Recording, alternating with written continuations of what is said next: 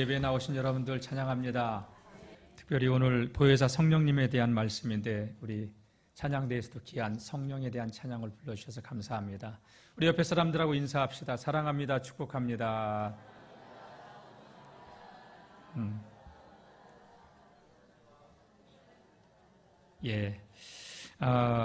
요한복음 14장 말씀 우리가 계속 보고 있는데요. 지난 주간 말씀을 잠깐 우리가 돌아본다면 예수님께서 자꾸 근심하고 걱정하는 제자들에게 약속하신 말씀이 너희가 너무 근심하지 말아라.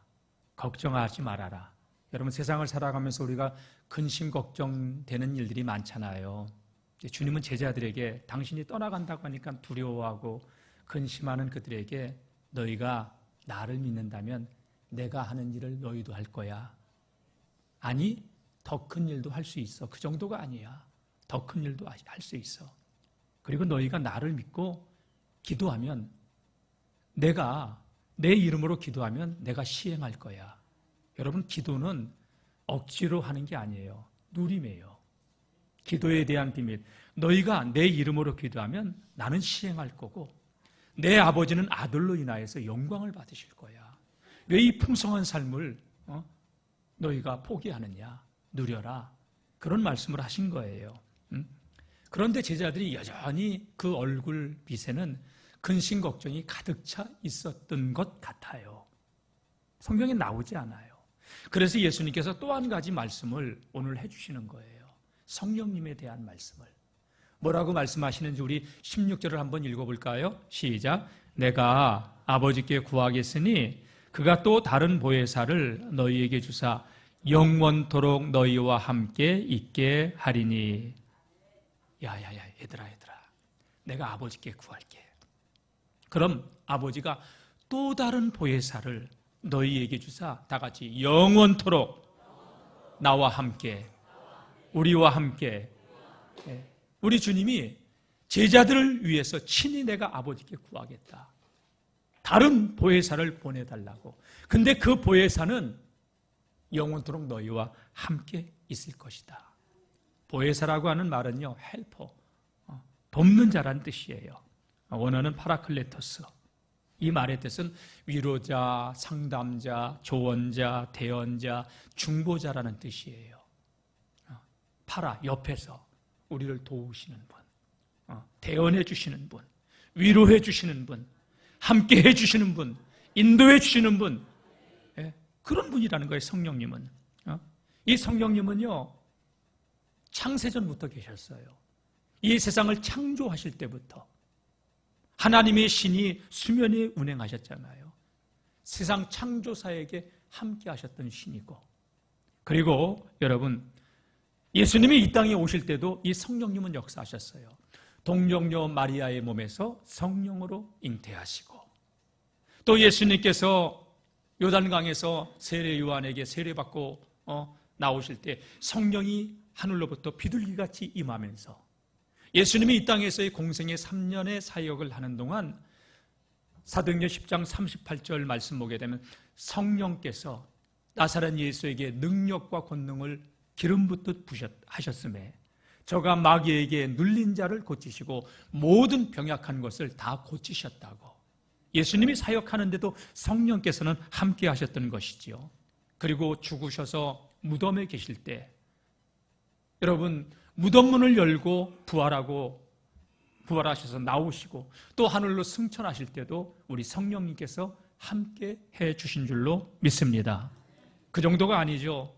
우리 주님께서 오늘 이 약속의 말씀을 주시고 제자들이 기도했을 때 오순절날 성령 강림의 체험을 하게 되면서 여러분 교회가 태동되시고 우리가 이렇게 모여서 예배할 수 있는 것, 성령이 오순절날 강림하셨기 때문에.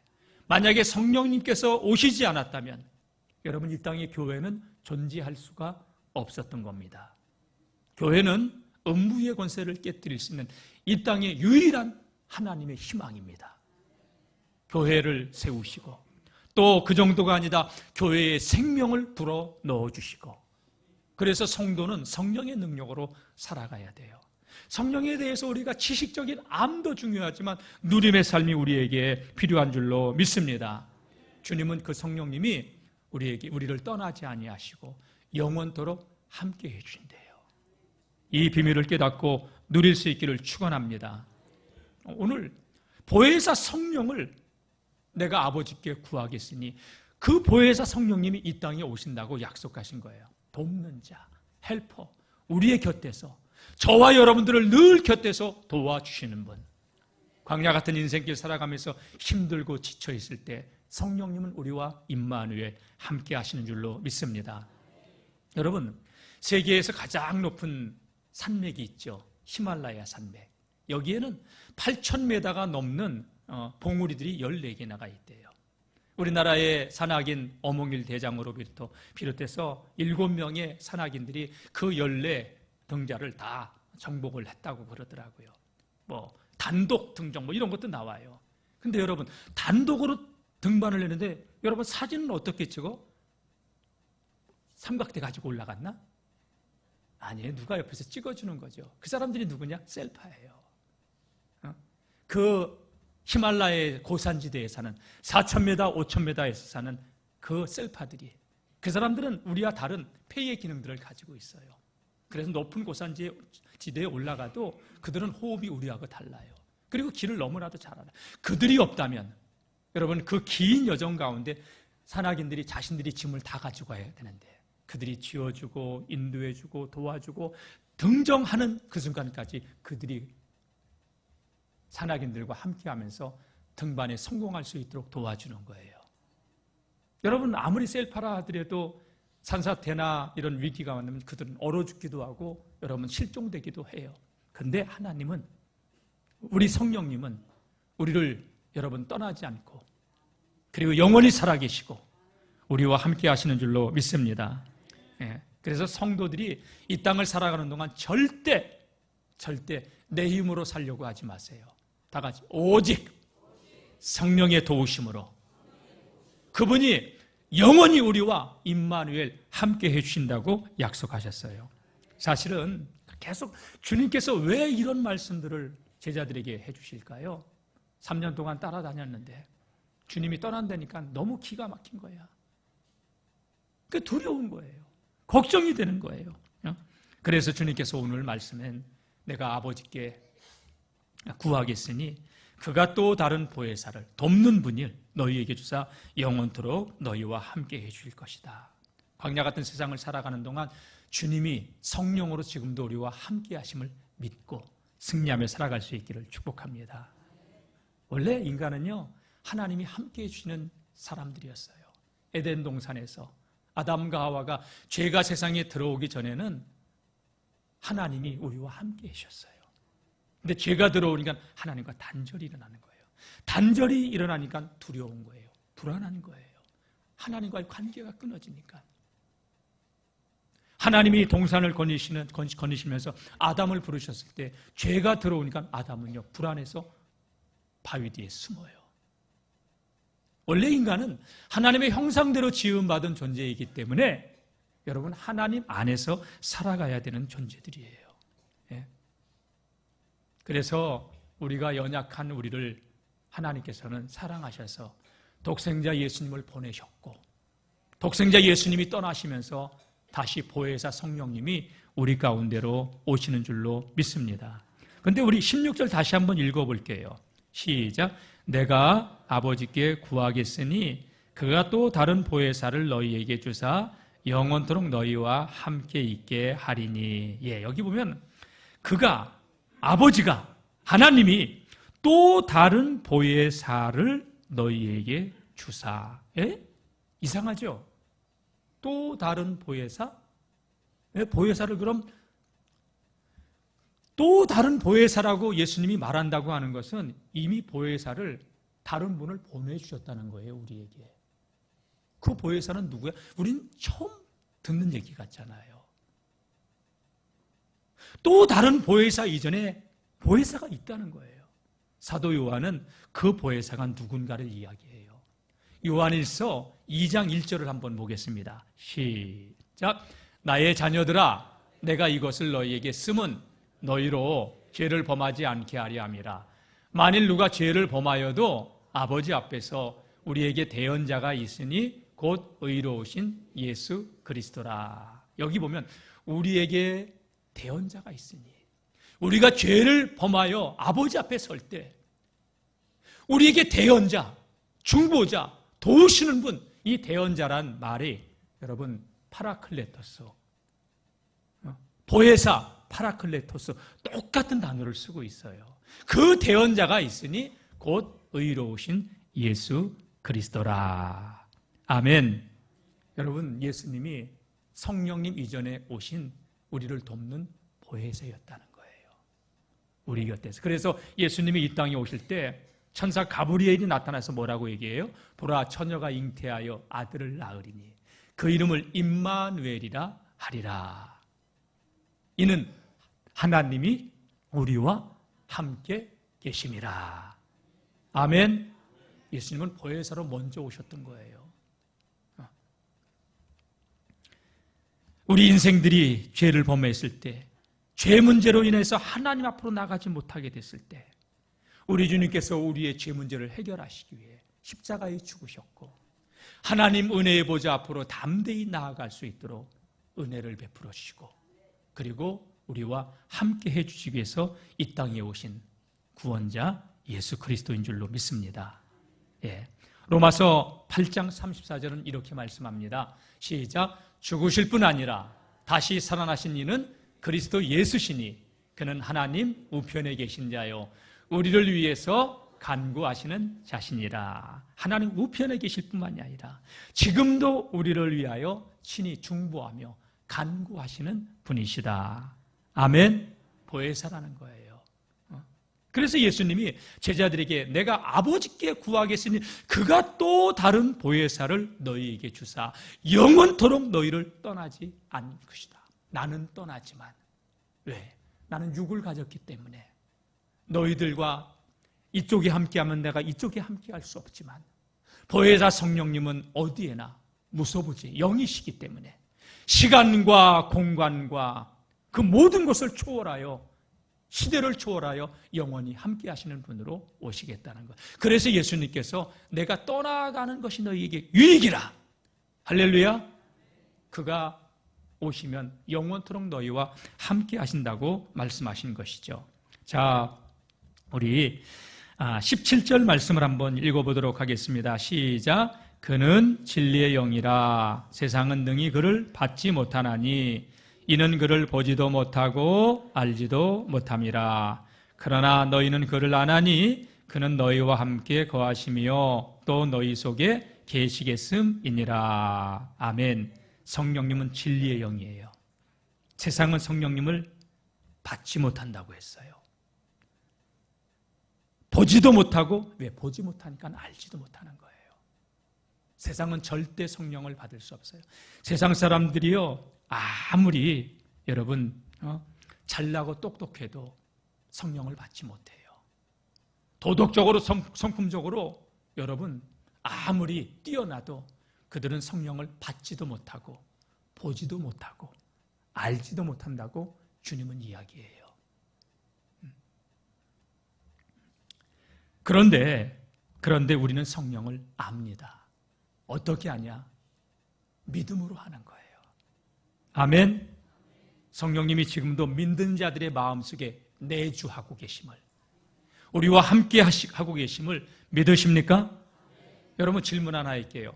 예수님이 나를 위해서 십자가에서 내 죄값을 지불하시고 나를 구원하신 구원자 그리스도이심을 믿으십니까? 정말로 믿으십니까? 그러면 정말로 믿으신다면 송구합니다. 한번 해봅시다. 두 손 들고 아멘. 예. 다 보니까 2층은 세 사람 안 들었는데 다시 한번 믿으시면 아멘. 여러분, 이게 왜 중요하냐? 고린도전서 12장 3절 말씀을 한번 볼게요.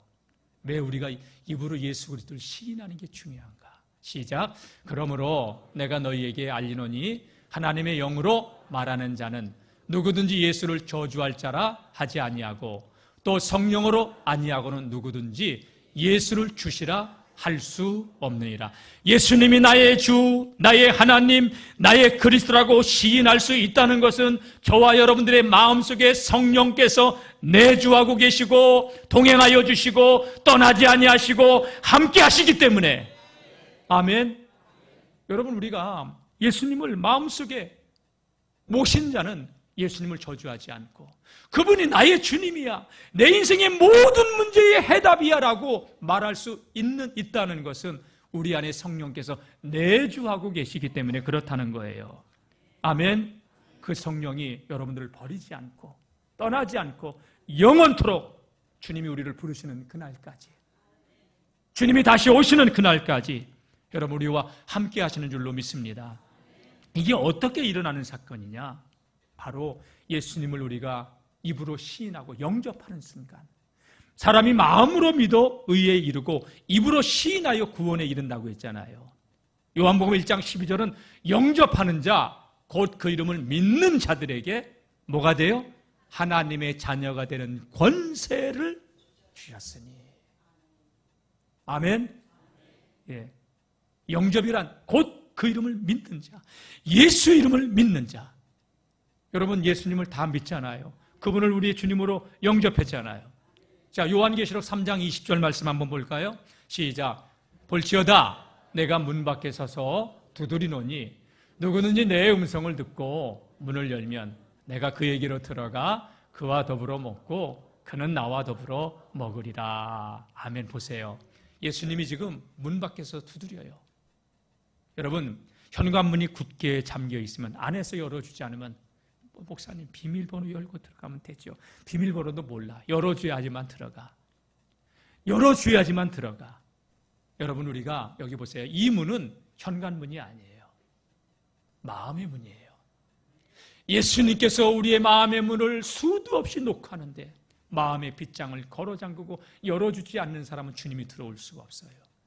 그런데 여러분, 그 음성을 듣고 이 마음의 문을 여는 자는 예수님이 들어와 우리와 더불어 먹고 그와 더불어 먹고 우리는 주님과 더불어 먹을 수 있다고.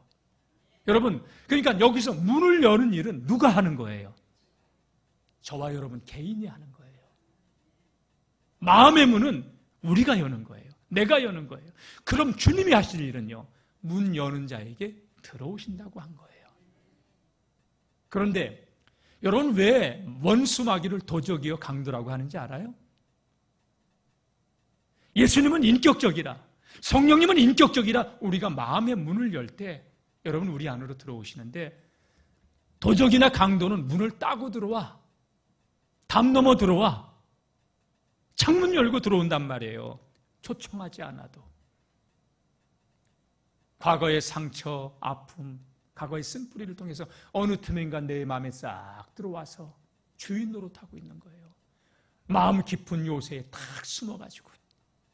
그래서 요한복음 10장 10절에 도적이 온 것은, 여기 도적은 원수마귀예요, 도적질하고 죽이고 멸망시키러 왔지만 내가 온 것은 우리로 하여금 생명을 얻고 더 풍성한 삶을 주시기 위해서 오셨다고. 다 같이, 예수님은 믿는 자에게 생명을 주시고 풍성한 삶을 주시기 위해서 오셨습니다. 이 사실을 믿고 우리가 마음문을 열면 주님은 우리 안에 들어오셔서 우리와 더불어 먹고 우리는 주님 안에서 참 안식과 평안을 누리며 살 수 있다는 것입니다. 그래서 영접이 굉장히 중요한 거예요. 영접하는 자, 곧 그 이름을 믿는 자들에게 하나님의 자녀가 되는 권세를 주신 것이라고. 여러분, 우리가 하나님의 자녀인 것을 성령님은 우리 안에서 인치시고 보증하신다고 에베소 1장 13절에도 말씀하고 있는 것이죠. 다 같이, 성령은 내 안에서 내가 하나님의 자녀인 것을 인치시고 보장하신다. 할렐루야. 예, 로마서 8장 16절도 한번 읽어보겠습니다. 시작. 성령이 친히 우리 영과 더불어 우리가 하나님의 자녀인 것을 증언하시나니. 할렐루야. 그래서 우리가 하나님을 부를 때 아바 아버지라, 아빠 아버지라, 나의 아버지라, 부를 수 있는, 왜? 아들의 영, 양자의 영, 예수의 영, 성령을 받았기 때문에 하나님을 아버지라 부를 수 있는 거예요. 그러나 구약의 모든 선지자들이나 세례 요한 때까지는 아들의 영, 양자의 영, 복음의 영이 아니라 율법의 영, 종의 영을 받았기 때문에 두려운 거예요, 하나님이. 저는 제가 부목사 시절을 10년을 보내면서 단독 목회를 나왔어도 서울에 내가 부목사로 있던 그 예수마을교회 장학일 목사님 지금도 어려워요. 이게 이상하더라고요. 담임 목사실에 내가 이제 들어갈 때 늘 긴장하고 들어갔어요. 이게 부목사가 가지고 있는 마음인 것 같아요. 근데 여러분, 제가 보니까 목사님의 아들, 딸은요, 너무나도 편안하게 들어가더라고. 그게 다르더라고. 아들 같은 경우는요, 반말도 찍찍해, 아버지한테. 왜? 아들이잖아. 나는요, 깍듯이 담임 목사를. 그게 아버지와 또 직원의 그 차이 아니에요. 그죠? 여러분, 자녀들이 부모에게 여러분 막 반말하고 때로는 대들기도 하잖아요. 그게 아들, 딸이기 때문에 그러지 않아요? 딸은 엄마하고는 친구라고 그러더만요.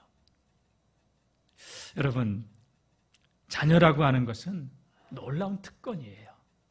우리가 성령께서 우리 안에 들어오심으로 하나님을 아버지라 부를 수 있는 특권을 얻게 된 줄로 믿습니다. 여러분, 성령이 내 안에 계신가, 계시지 않은가 한번 점검해 보세요.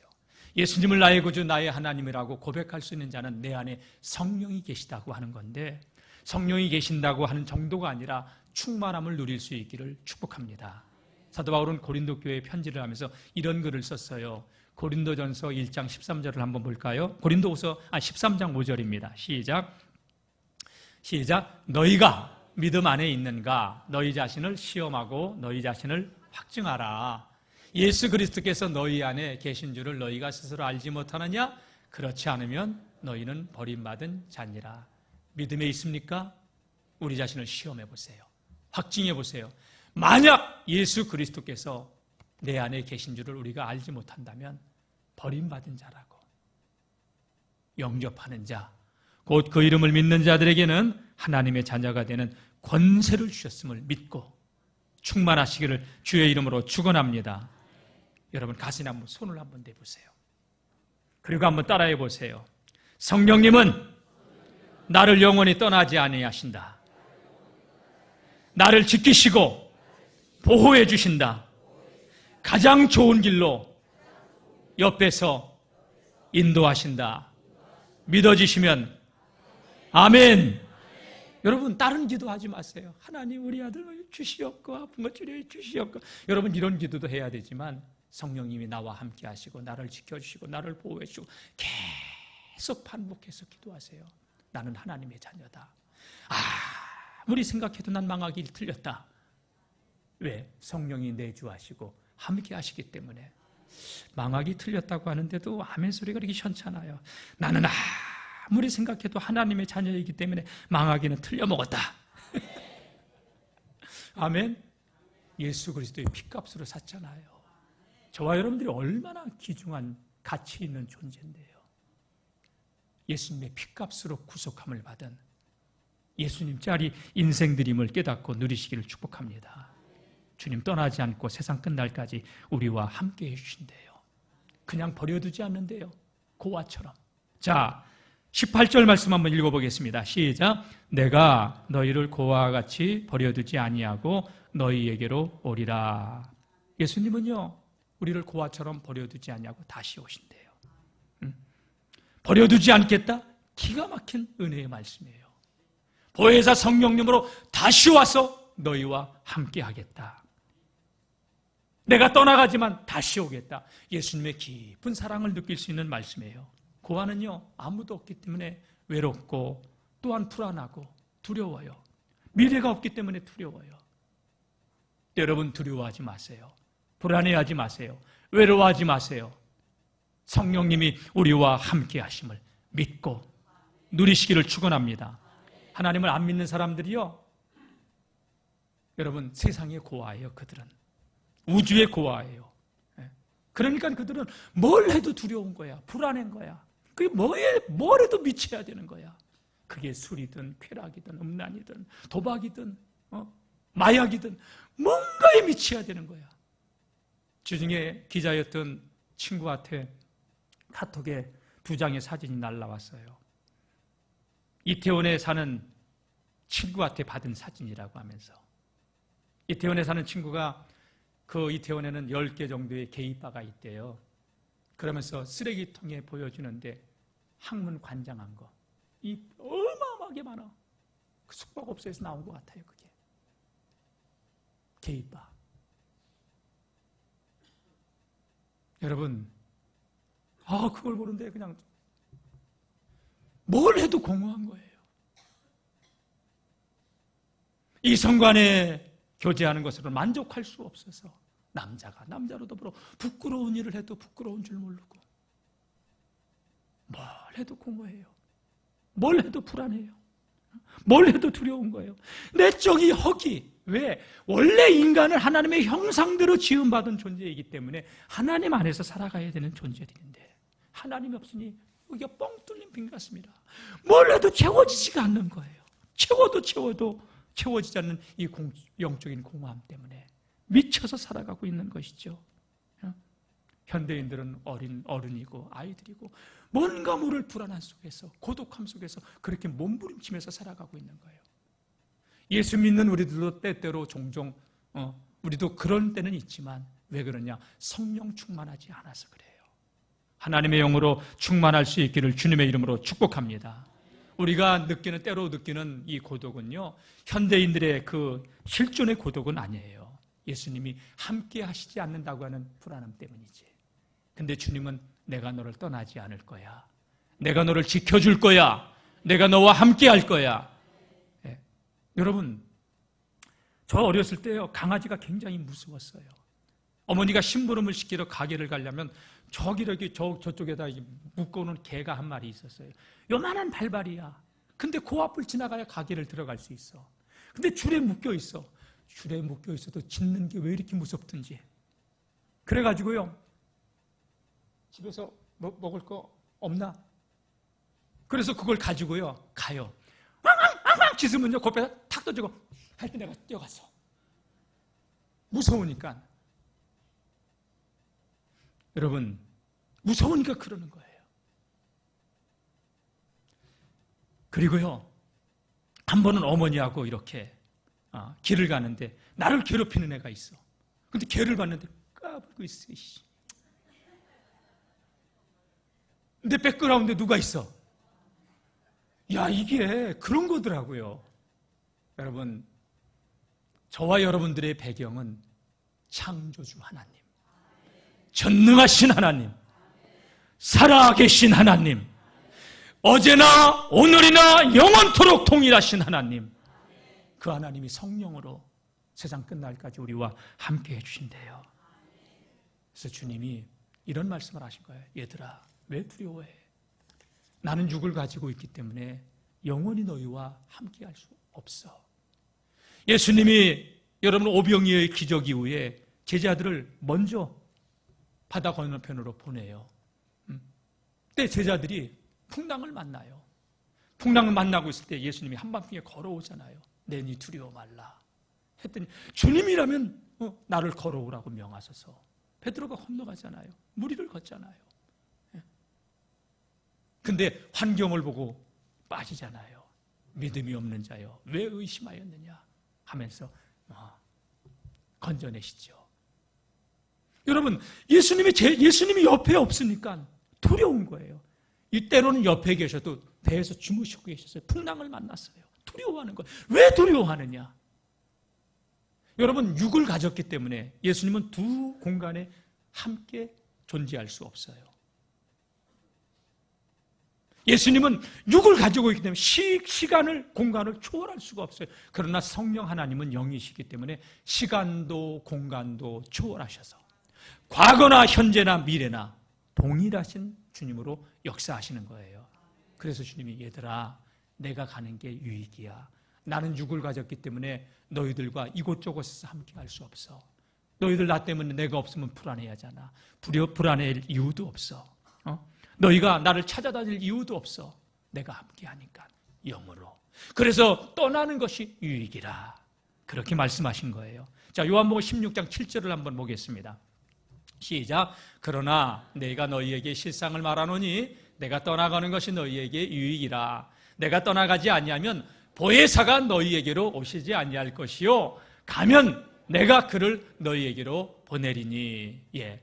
떠나가지 아니하면 보혜사가 안 오신다.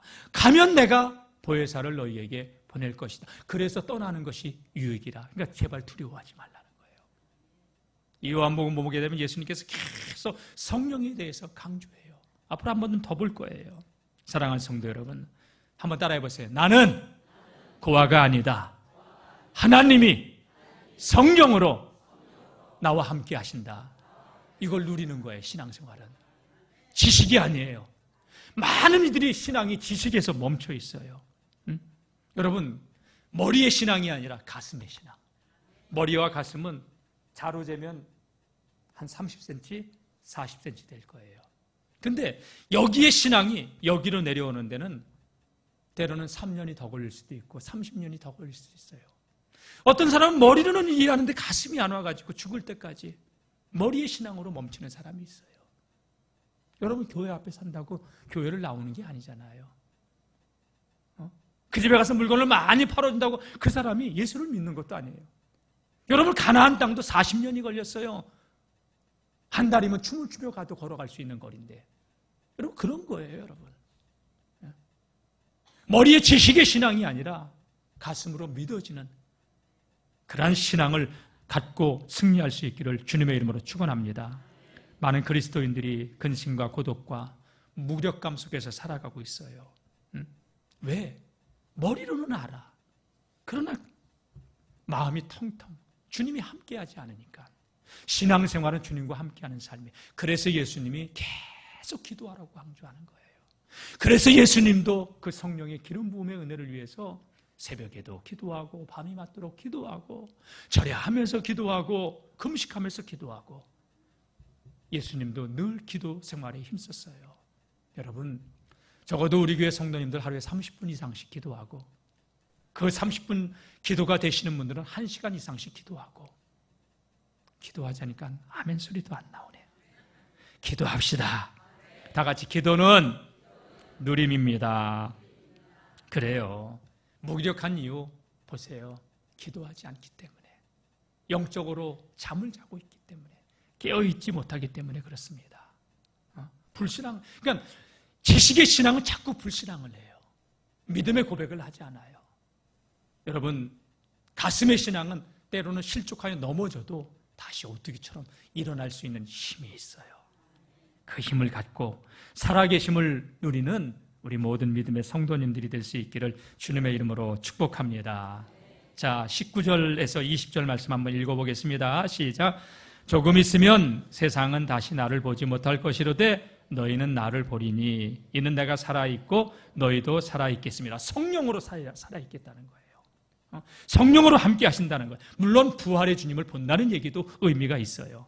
자, 20절 시작. 그날에는 내가 아버지 안에 너희가 내 안에 내가 너희 안에 있는 것을 너희가 알리라. 왜? 성령께서 인치시고 보증하시기 때문에, 우리가 하나님의 자녀인 것을 인치시고 보증하시기 때문에 하나님을 아바 아버지라 부를 수 있는 것이니까요. 누리시기를 주의 이름으로 축복합니다. 그래서 성령 하나님께서 함께 하시면요, 성령 하나님 우리에게 힘을 주시고 용기를 주시고 격려해 주시고 모든 고난도 이겨나갈 수 있는 능력을 더해 주시는 줄로 믿습니다. 미움, 슬픔, 근심, 걱정, 두려움을 다 이길 수 있도록 파라볼레 우리 곁에서 보혜사로 도와주시는 줄로 믿습니다. 부정적인 감정들이 우리를 찾아올 때도 우리는 성령의 능력으로 이길 수 있습니다. 충만하시기를 주의 이름으로 축복합니다. 21절을 읽어보겠습니다. 시작. 나의 계명을 지키는 자라야 나를 사랑하는 자니 나를 사랑하는 자는 내 아버지께 사랑을 받을 것이요 나도 그를 사랑하여 그에게 나를 나타내리라. 아멘. 예. 우리가 주님을 사랑하면 주님도 그 사랑을 우리에게 나타내 주신다고. 여러분, 계명 안에 거할 수 있기를 바랍니다. 지식의 신앙이 아니라 여러분 임마누엘 체득의 신앙으로 승리하며 살아갈 수 있기를 축복합니다. 따라해 봅시다. 주님을 사랑하는 자는 주의 계명을 지키며 그의 계명 안에 거합니다. 아멘. 말씀 마치겠습니다. 성령님은 보혜사입니다. 우리와 영원토록 함께 해주십니다. 우리가 부족하고 연약해도, 여러분 세상은 우리를 조롱해도, 여러분 우리는 하나님의 영이 함께하는 하나님의 자녀들입니다. 성령께서는 인치시고 보증해 주십니다. 지식의 신앙이 아닙니다. 누리십시오. 거와처럼 버려두지 아니하고 영원히 함께 하신다고. 이 함께 하심을 믿고 어떤 역경도 환경도 무력감도 믿음으로 승리하며 살아갈 수 있기를 주님의 이름으로 축복합니다.